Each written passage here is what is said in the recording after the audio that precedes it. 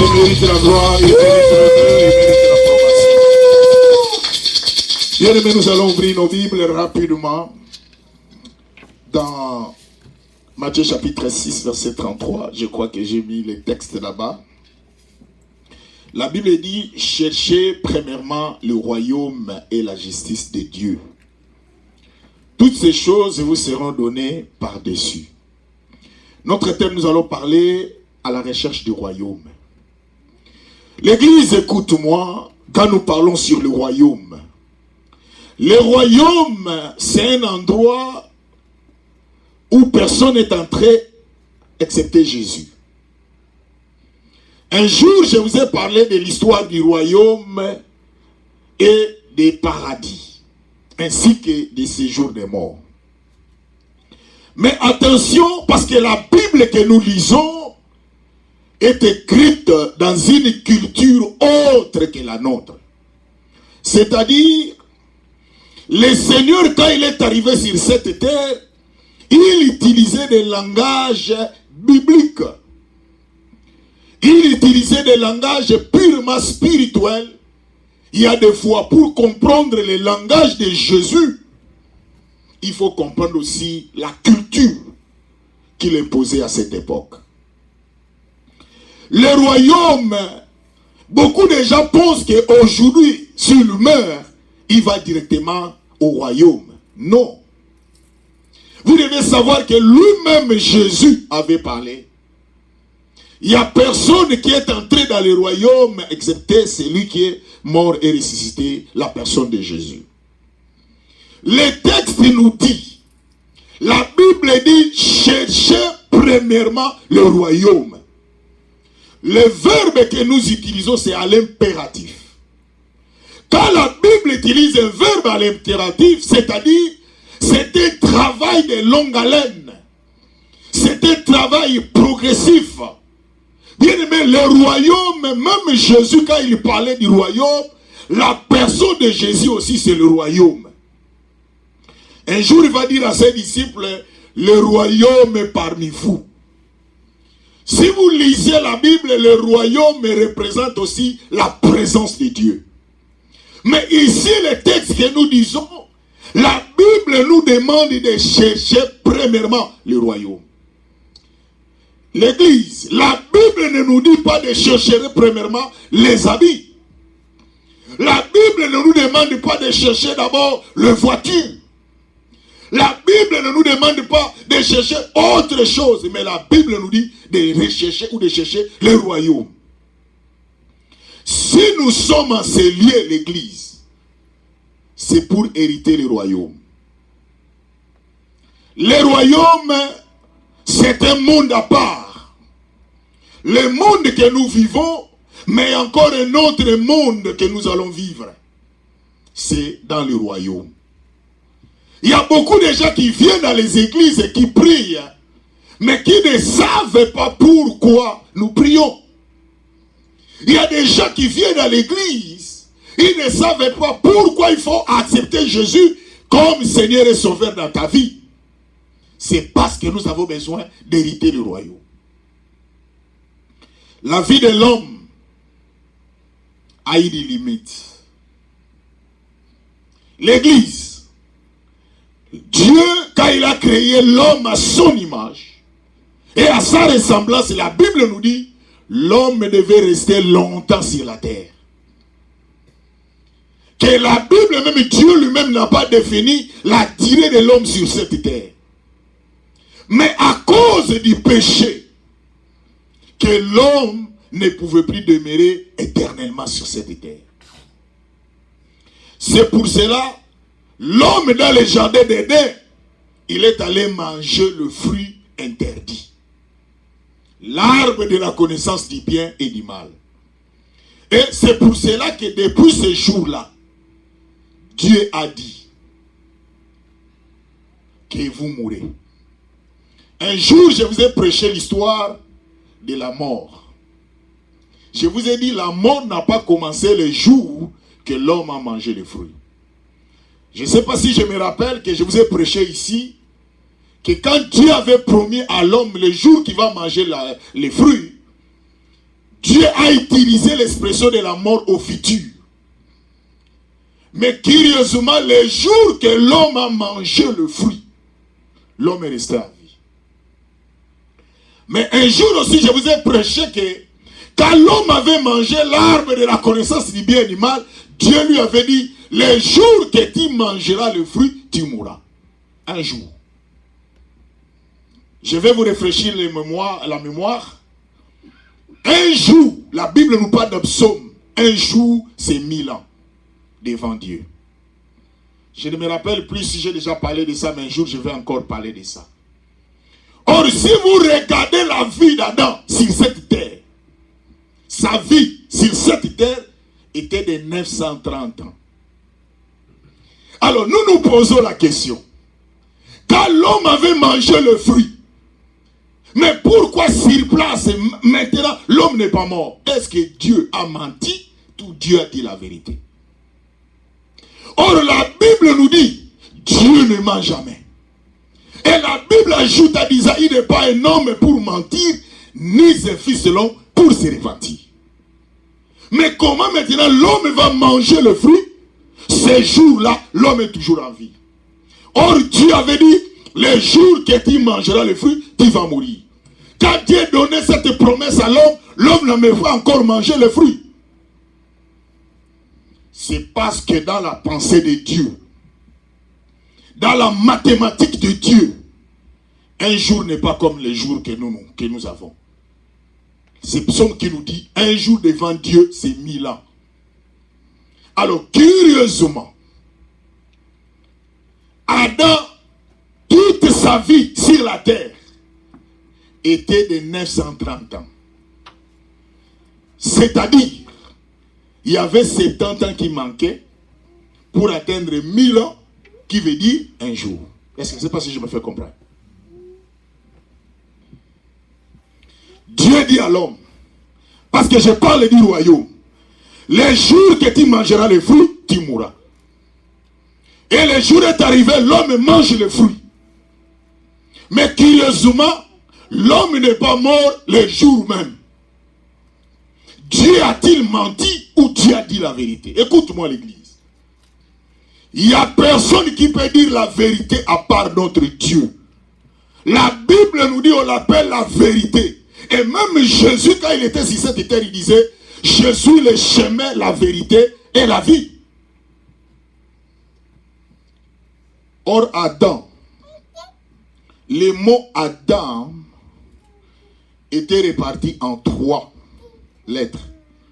Il y avait A, il y avait 2 et il y avait M. C'est comme ça qu'on a abrégé le nom d'Adam.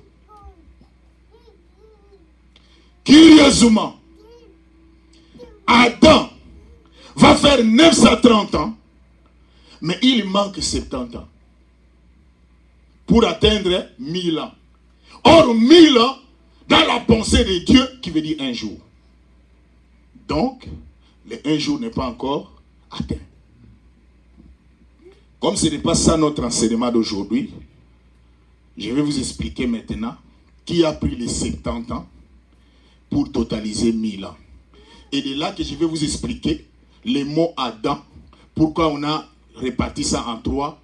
A comme Adam, D comme David, M comme Messie. Là, je vous expliquerai à la prochaine occasion.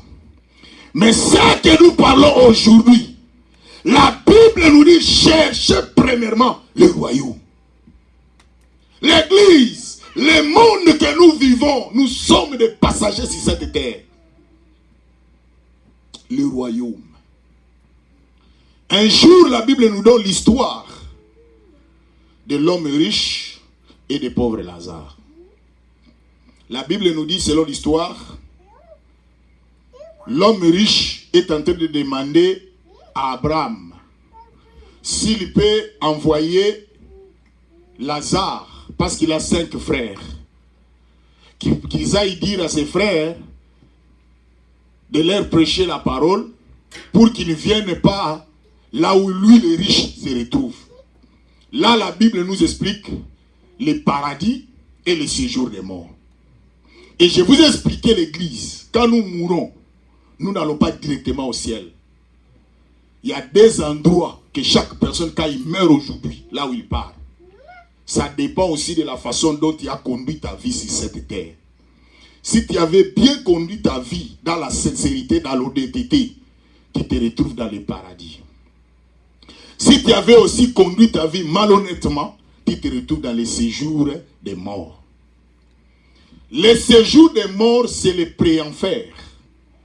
Le paradis aussi, c'est avant le royaume. C'est pour cela la Bible nous dit, dans Apocalypse chapitre 22, verset 12, il dit, voici je viens bientôt, et ma rétribution est avec moi, pour rendre à chacun selon ce qui est son œuvre. Ma soeur, tout ce que nous faisons, Dieu nous connaît, même dans les secrets, même dans le public. Personne ne peut se cacher devant Dieu. Il dit, cherchez premièrement le royaume et la justice. Être juste. Voilà pourquoi dans notre église, nous pouvons faire des prières de combat. Nous pouvons faire des prières de bénédiction. Nous pouvons faire toutes sortes de prières. Mais nous ne manquerons pas de prêcher la sanctification et la justice de Dieu. Parce que la Bible nous dit, dans Hébreux chapitre 12, verset 14, il dit, recherchez la paix avec tous. Là-bas, la Bible ne nous dit pas de chercher la paix. Mais là-bas, la Bible nous dit de rechercher la paix. C'est-à-dire, aujourd'hui, tu cherches la paix. Demain, tu cherches la paix. Le lendemain, c'est ça la Bible nous demande. La paix, c'est un prix à payer. Pour avoir la paix avec les gens qui sont autour de toi, il faut payer les prix. Parce que le monde que nous vivons, le monde est méchant. Personne ne te donnera la chance de vivre la paix. Rappelez-vous, il y a un verset biblique qui nous dit dans Proverbe, vaut mieux un pain sec, mais avec la paix, qu'une maison pleine de viande, mais avec des querelles. Je vous ai rappelé un jour, j'ai crevé, j'ai manqué de l'argent. Je cherchais même les transports pour aller rendre visite à cette époque-là à mon fiancé. Je suis allé voir mon oncle qui est aussi un serviteur de Dieu. Je lui ai demandé s'il peut me donner les transports à cette époque-là. Il me dit, je n'ai rien. En sortant de la maison, pour aller sortir maintenant, pour aller chercher comment aller rendre visite à cette époque-là, je trouve un $100 à terre. Quand j'avais demandé à mon oncle les transports à cette époque-là, il me dit, je n'ai rien, j'ai même perdu mon argent. Mais quand je vais sortir l'église, dans cette parcelle-là, il y avait trop de monde. Mais Dieu avait permis que moi, je voie cet argent. Et quand je suis allé sortir, j'ai rencontré cet argent. J'étais seul avec cet argent. Personne autre était là quand j'étais devant l'argent. L'église, écoute-moi. Il y a des situations qui nous arrivent, tu es seul avec la situation qui est devant toi. Et qu'est-ce qui va se passer? J'ai pris cet argent. Je suis allé retourner ça à mon oncle. J'ai dit, c'est pas l'argent là, c'est cet argent que tu cherchais. Mon oncle était égayé. Il était très content que l'argent qu'il avait perdu, nous l'avons retrouvé. Un jour, toujours mon oncle, c'est un serviteur de Dieu, il m'a remis un téléphone. Parce que je n'avais plus le téléphone. Et quand il m'a remis ce téléphone, j'utilisais ce téléphone, il m'a donné ça de prendre pour des bons. Or, son fils n'était pas content de voir que son père va me donner un téléphone. J'étais en retraite quelque part, j'étais en prière dans l'église où j'ai prié parce qu'il y avait une prière de délivrance que je devais aller faire à l'hôpital maman et moi à cette époque, où je devais être dehors pour appeler les docteurs là qui me connaissaient pour me faire entrer dans l'hôpital pour faire la prière. Pendant que j'étais en retraite, mon cousin m'appelle à propos du téléphone que son père m'a donné. Donc il ne pouvait pas supporter m'appeler. Il voulait que je retourne le téléphone que son père m'avait donné. Je lui ai dit, attendez, je vais terminer la prière. Quand j'ai terminé la prière, je n'ai même dit pas un mot. J'ai fait sortir la carte SIM. Je lui ai remis le téléphone. Et je suis allé à maman et moi. Dieu a fait grâce. Je suis entré et j'ai fait la prière. L'église, écoute-moi. Tout ce que je vous prêche, tous ces exemples que je vous parle, ce n'est que les biens matériels. Mais aujourd'hui, la Bible nous montre ce qui est primordial, ce qui est plus important dans notre vie, c'est le royaume. Premièrement, est-ce que dans votre vie, vous cherchez le royaume? J'avais retourné les $100 à mon oncle, mais aujourd'hui, j'ai plus que les $100. J'avais retourné les téléphones. Aujourd'hui, j'ai plusieurs téléphones que j'ai déjà changés. Qu'est-ce que cela veut dire? Que la vie de l'homme ne dépend pas des biens matériels, mais notre vie dépend de Dieu. C'est Dieu qui bénit. Ce n'est pas l'argent qui bénit, qu'on ne vous trompe pas. C'est Jésus qui bénit. Il y a des gens qui ont de l'argent, mais ils n'ont pas la paix. Mais il y a d'autres qui n'ont pas de l'argent, mais ils ont la paix. Parce que c'est Jésus qui accorde la paix. Il cherchait premièrement le royaume, l'église. Aujourd'hui, le monde nous présente des choses pour oublier le royaume.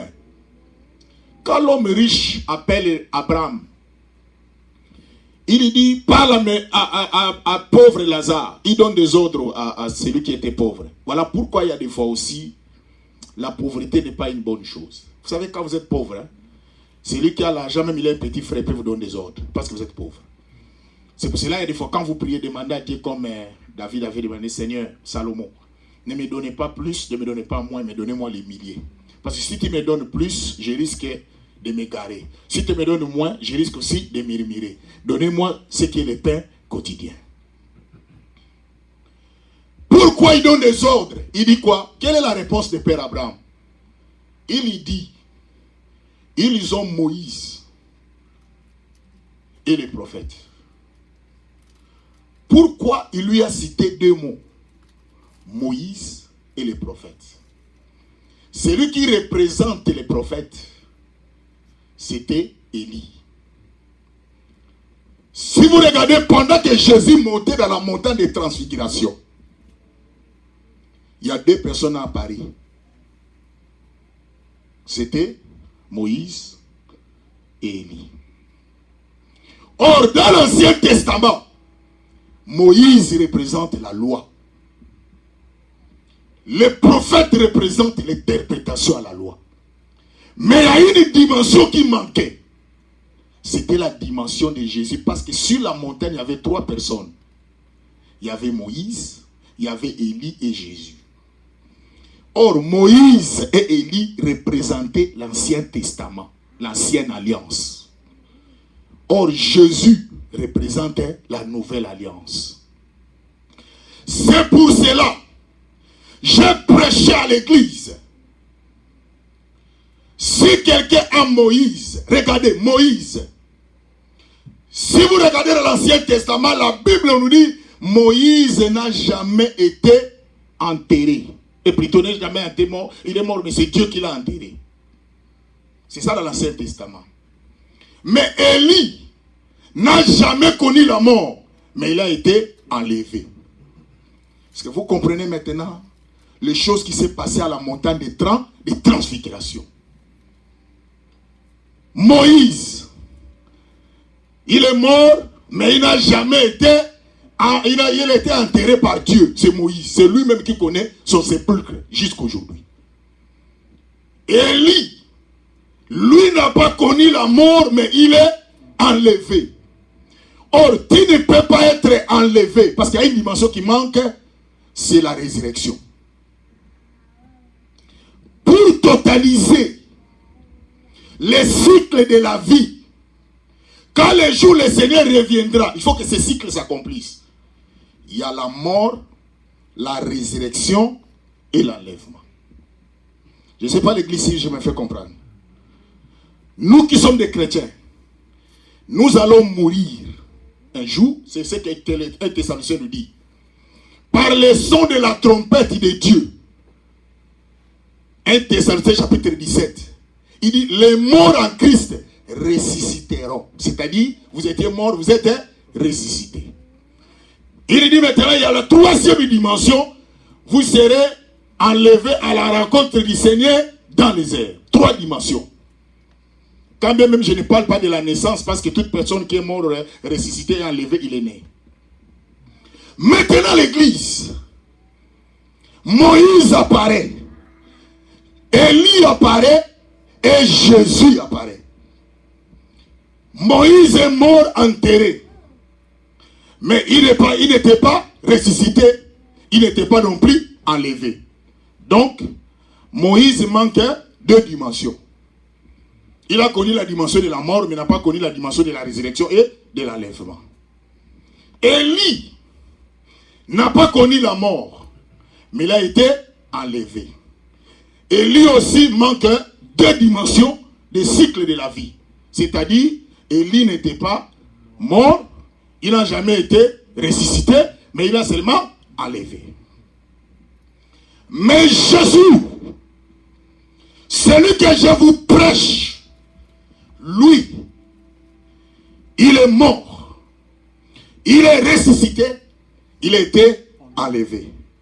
C'est-à-dire, en Jésus, il y a Moïse à l'intérieur de Jésus. En Jésus, il y a Élie. Mais les 2 autres là, Jésus n'est pas né. Voilà pourquoi l'église, lorsque vous acceptez Jésus dans votre vie reste la même. Lorsque vous acceptez Élie dans votre vie reste la même. Mais lorsque vous acceptez Jésus, parce que Jésus, si vous acceptez Moïse, c'est-à-dire, vous serez enterré. Votre dimension va rester enterrée. Mais votre système et votre vie ne sera pas ressuscité. Lorsque vous acceptez Élie, vous allez être seulement enlevé, mais vous ne serez pas ressuscité. Mais Jésus, quand vous cherchez Jésus dans votre vie, vous allez mourir, vous allez ressusciter et vous allez être enlevé. En Jésus-Christ, toute la dimension est en Jésus. C'est pour cela que la Bible nous dit, il n'y a aucun autre nom parmi lesquels devait être sauvé, si ce n'est que le nom de Jésus. Qu'on ne vous prêche pas un autre nom, ce n'est que le nom de Jésus. Voilà pourquoi la Bible nous dit de chercher le royaume. Or Jésus dit, le royaume est parmi vous. Quand il parle le royaume est parmi vous, c'est qui? C'est lui Jésus qui est le royaume. Et la Bible ajoute, celui qui a le Fils a la vie. Mais celui qui n'a pas le Fils de Dieu n'a pas la vie éternelle. L'église, nous devons chercher le royaume. Même si tu vis sur cette terre, n'oubliez jamais le royaume. Tout ce que tu possèdes, c'est la mort. Ça va rester. Mais lorsque tu as Jésus, même si tu vas tout perdre, mais tu ne perdras jamais Jésus qui est la vie éternelle dans ta vie. Est-ce que vous cherchez le royaume? Est-ce que vous faites l'effort de chercher le royaume de Dieu? Il dit, et la justice de Dieu. L'église, vous devez chercher à être juste. Quand la Bible nous parle d'Hébreux 12, 14, il dit, recherchez la paix avec tous et la sanctification. Il dit, sans laquelle personne ne verra le Seigneur. Notre objectif un jour, c'est de voir le Seigneur. Je vous ai donné un témoignage de la mort subite de celui qui était mon grand frère. Nous devons aller dans un deuil ensemble. Je lui ai dit, attends-moi, je ne connais pas l'adresse, je viens de te prendre. S'il avait obéi à ce que je lui avais dit, aujourd'hui il serait en vie. Vous êtes avec la personne aujourd'hui, mais demain vous allez aller dans un endroit que vous êtes convenu. Lui, là, le matin, il change de programme, il dit, il n'ira plus avec moi, il m'envoie l'adresse. Mais à 15 heures, la personne est à la morgue. L'église, cherchons le royaume. Nous avons oublié Dieu, nous avons oublié le royaume. C'est maintenant les biens matériels. C'est maintenant les succès et la gloire. C'est ce qui est en train de nous envahir. Il y a même quelqu'un, je vous ai donné cet exemple, elle n'est pas belle ou elle n'est pas beau. Mais si tu lui dis que tu es belle, même si tu lui mens, il est très à l'aise avec ses mensonges. Or, nous, quand on grandissait, quand tu n'es pas belle ou tu n'es pas beau, on disait vraiment, tu n'es pas belle, tu n'es pas beau. Mais maintenant, toutes les femmes sont belles. Un jour, je regardais, il y a une grande mère. On lui a mis des maquillages. On a montré avant et après. L'église, j'ai dit, ça c'est le retour du Christ. Pourquoi les gens ne cherchent plus le royaume? Les gens cherchent la beauté. Les gens cherchent la gloire. Mais le royaume est loin de nous. Mais aujourd'hui, Jésus nous dit, cherchez premièrement le royaume. Ma soeur, tu peux avoir ta voiture. Tu peux avoir ta maison. Tu peux avoir tes enfants. Tu peux avoir ton mari. Tu peux avoir ta femme. Mais n'oubliez pas d'avoir le royaume qui est la présence de Dieu dans ta vie. Parce que le mari peut passer. Les enfants peuvent passer. La maison peut passer. Prévenez que nous changeons aussi les maisons. Le téléphone passera. Prévenez aussi, nous changeons les téléphones. Mais Jésus qui est en toi ne passera jamais. Cherchons le royaume. Nous allons nous lever et nous allons prier.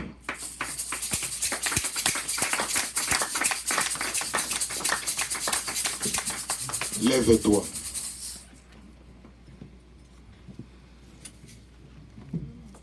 Soyez concentrés parce que nous avons besoin du royaume. Nabelela nzambe nanga. Nabelela nzambe na mawa. Nabelela nzambe nanga. Ino akoya nolanda. Belela. Nabelela nzambe nanga. Ya ya Nabelela nzambe nanga. Ino akoya nolanda. Oh, nabelela nzambe nanga. Nabelela nzambe nanga. Nabelela nzambe nanga. Ino akoya nolanda. Belela. Ya ya Nabelela nzambe nanga. Ino akoya nolanda. Oh, posika na uti ya ya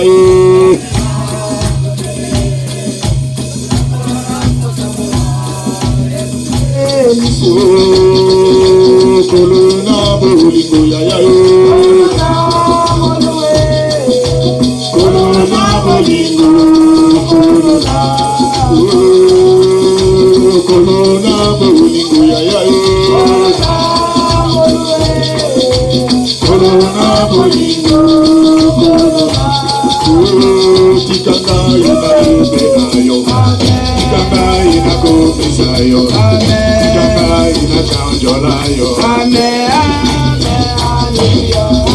tikanga ina yemela yo tikanga ina komisa yo tikanga ina chanjola yo Aloka moto yema tika motema Adeki na kumisa yo Tikanga ina chanjola yo Kumbona yo Masiya nanga Izabati ya biyo Kata na kinya ye Masiya nangame. Amen. Amen. Amen. Hallelujah. Amen. Lobiko epesa mite. Amen. Amen. Amen. Hallelujah. Amen.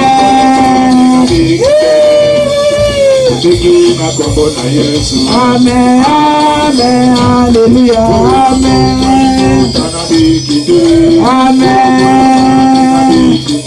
Amen. Amen. Amen. Hallelujah. Hallelujah. Hallelujah. Hallelujah. Hallelujah. Hallelujah. Na Yesu. Hallelujah.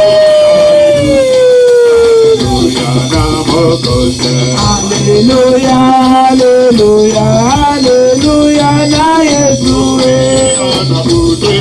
Hallelujah. Hallelujah. Hallelujah. Na Yesu. Hallelujah. Hallelujah.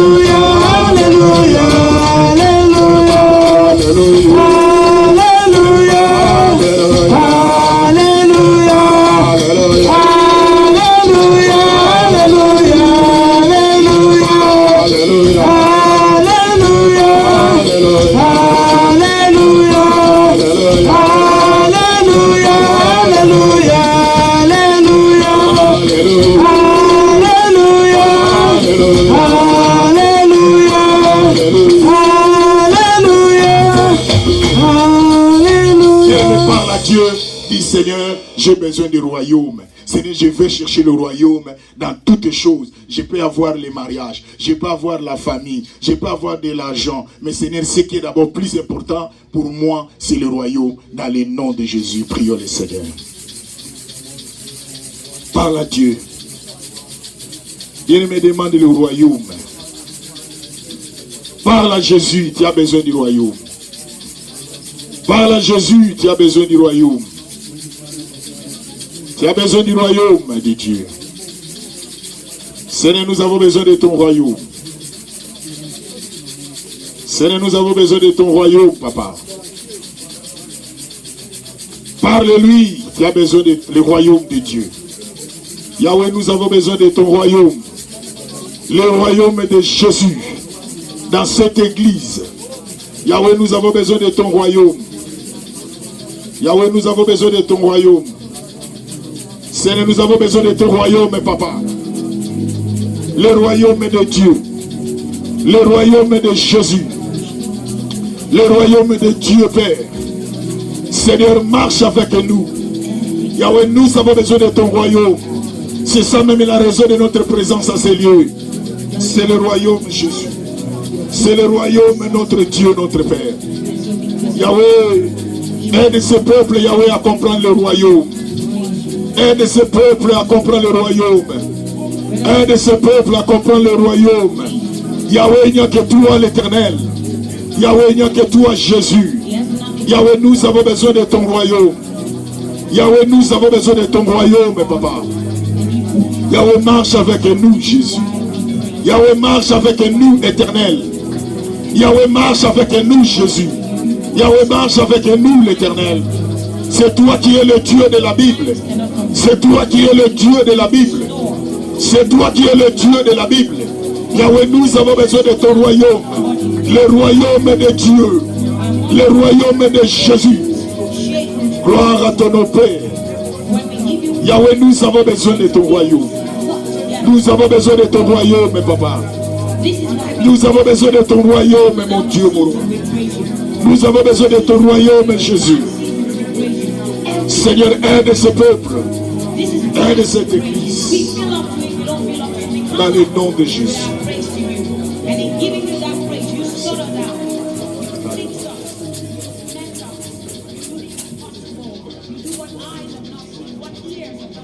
Seigneur notre Dieu, notre Père, bénis ces peuples. Que le royaume soit parmi eux. Dans le nom de Jésus, Seigneur, qu'ils vivent le royaume. Tous ceux qui ne lèvent pas ton nom, qui les égarent de ton royaume, nous détruisons cela dans le nom de Jésus. Que les anges du ciel les couvrent et qu'ils marchent avec le royaume. Dans le nom de Jésus, nous t'avons ainsi prié. Amen. Amen. Dis à celui qui est à gauche, à droite de toi, le royaume. Regarde celui qui est à gauche, à droite de toi. Parle-lui, dis le royaume. Nous acclamons très fort le Seigneur. Nous acclamons très fort le Seigneur. Amen. Nous allons